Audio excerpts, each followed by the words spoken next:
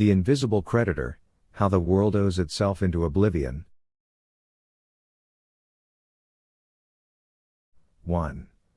The illusion of debt.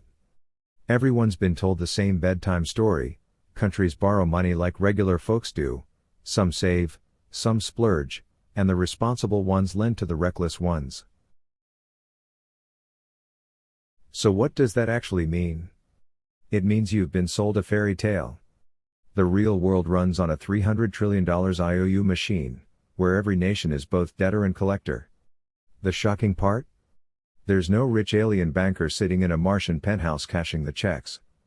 The truth is uglier, and closer to home. The global debt system is not about paying back, it's about keeping the wheel spinning. Governments promise, banks print, citizens pay. Everyone's in on it, and yet no one really wins. The key lesson? Debt isn't a mistake, it's the business model. Footnote. The global debt system isn't a loan to be repaid, it's a perpetual motion machine designed to extract productivity from the public forever. 2. The birth of the debt machine. Let's rewind to London, 1694.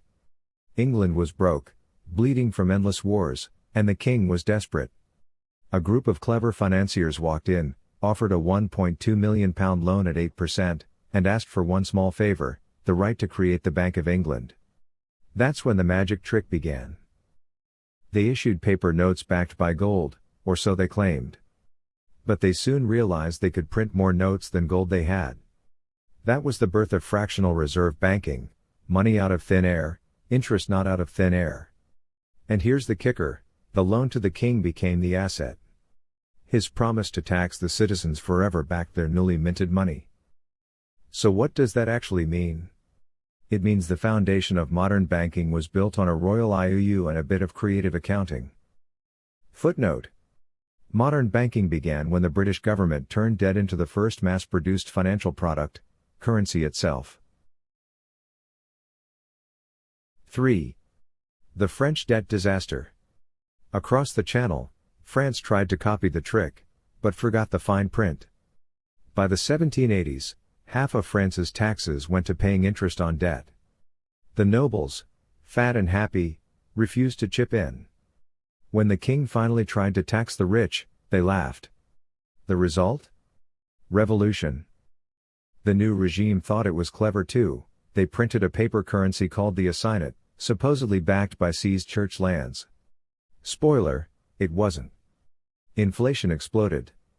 People needed wheelbarrows of paper to buy bread. The economy collapsed, and out of the ruins marched a short guy named Napoleon. So what does that actually mean?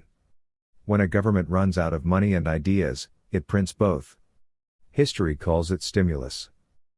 Footnote. The French Revolution was as much about debt collapse as it was about liberty. The price of fake money was real blood. 4. The modern pyramid. Fast forward to today. Governments still follow the same playbook. When debt gets too big, they don't pay it, they refinance it. Old debt is rolled into new debt, bigger and better, like swapping out a maxed out Visa for a shiny new MasterCard. The central bank plays the hero. It prints money digitally, buys government bonds, and calls it quantitative easing. The result? Inflation. The quiet thief that steals from your savings account without leaving fingerprints. So what does that actually mean? You're funding your government's shopping spree with your own purchasing power. Every stimulus check is a loan against your future. Footnote. Modern monetary policy is not wealth creation, it's wealth redistribution from savers to debtors. 5. The silent collector. Now comes the punchline. Who does the world owe? Mostly, itself. Social Security holds government IOUs, pension funds buy government bonds. Central banks print money to buy government debt.